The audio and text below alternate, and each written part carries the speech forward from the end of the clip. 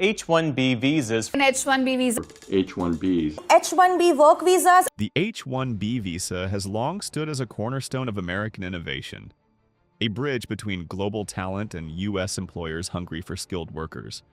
Engineers from India, researchers from China, developers from Europe, all have helped build Silicon Valley's success and fuel the American economy. Yet in 2025, the landscape shifted more dramatically than it has in decades, reshaping not only who the U.S. welcomes, but how global companies plan talent mobility. This is the story of how policy changes. Steep fees, altered selection systems, enhanced vetting, and administrative hurdles are redrawing the map of global mobility, challenging employers, employees, and countries alike. First, some context.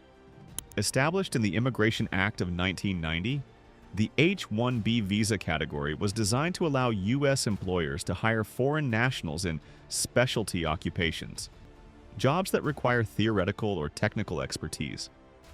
Since then, the annual cap of 65,000 visas, with an extra 20,000 for advanced degree holders, has been fiercely contested every year. Demand routinely exceeds supply, with a lottery deciding who gets a chance at working in the U.S. For decades, this system helped power U.S. tech giants, universities, and research labs. But it also drew criticism from American workers who felt displaced and from bureaucrats concerned about wage suppression and exploitation. In 2025, the U.S. government enacted a series of changes that fundamentally altered the dynamics of the H-1B program. These weren't minor adjustments. They were structural shifts that touched the heart of global mobility. 1. A staggering fee, $100,000 per visa.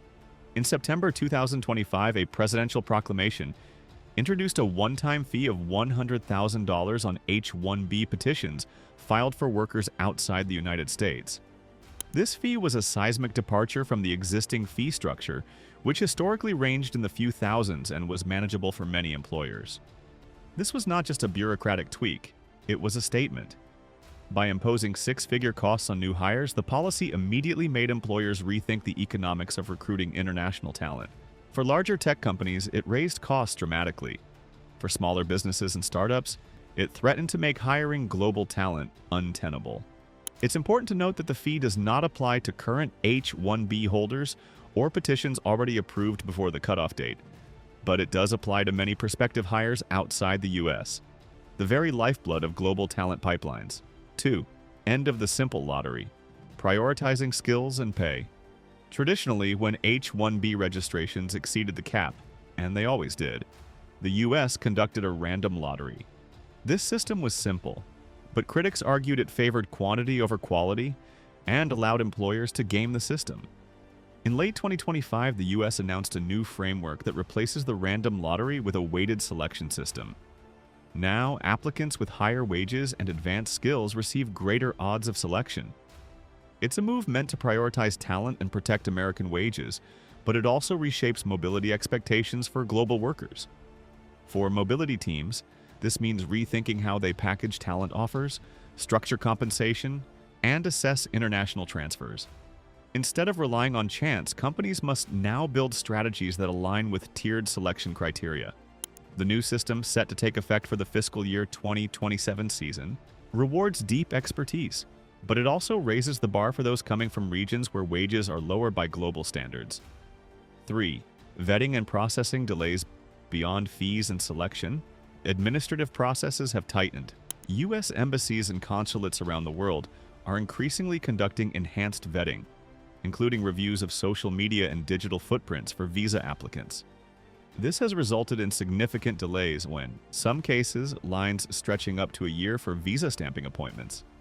Some major tech employers have advised visa holders not to travel abroad, for fear they may not be able to return promptly to the U.S.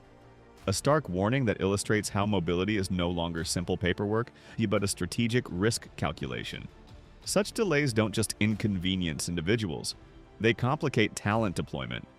Imagine a project delayed because a specialist can't secure a visa appointment, or a transfer postponed as paperwork drags on. These are real impacts felt across borders.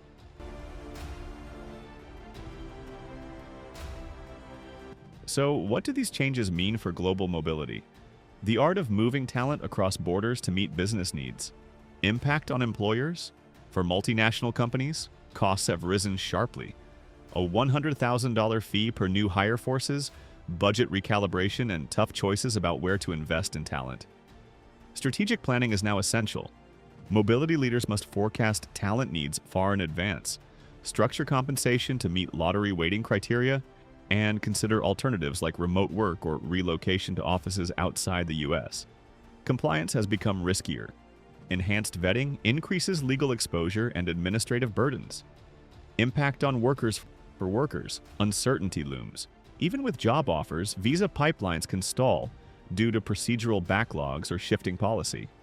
Mobility is no longer seamless. Travel restrictions and embassy delays mean that workers may find themselves unable to leave home countries or return to jobs in the U.S.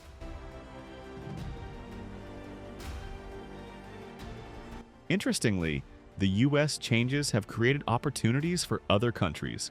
Nations such as Canada, Germany, and Australia, with more predictable and affordable visa systems, are positioning themselves as alternatives for global talent. This is not speculative. Already, mobility leaders are reporting increased interest in relocation to jurisdictions where talent can be moved more fluidly. The rise of remote work and distributed teams only accelerates this trend.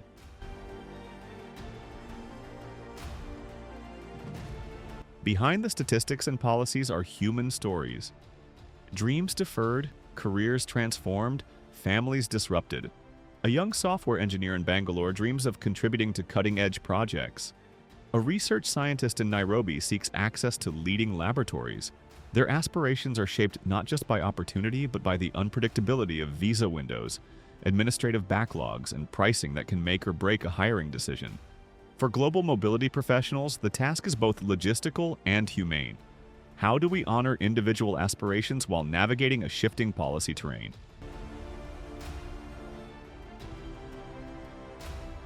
So what's next?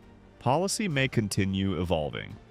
2026 and beyond may bring additional refinements, or even reversal, depending on political pressures. Companies are diversifying mobility strategies, investing more in remote work, satellite offices, and intra-company transfers outside the U.S. Mobility leaders are becoming strategic partners, aligning talent planning with business forecasts and geopolitical shifts. The future of global mobility isn't just about visas. It's about resilience, adaptability, and innovation.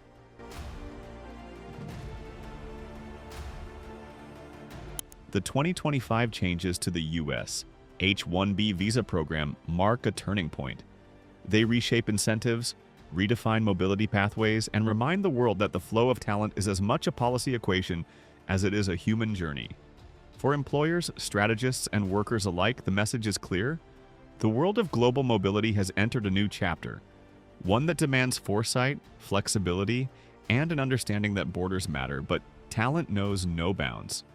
Thank you for watching. Please like the video and subscribe to the channel.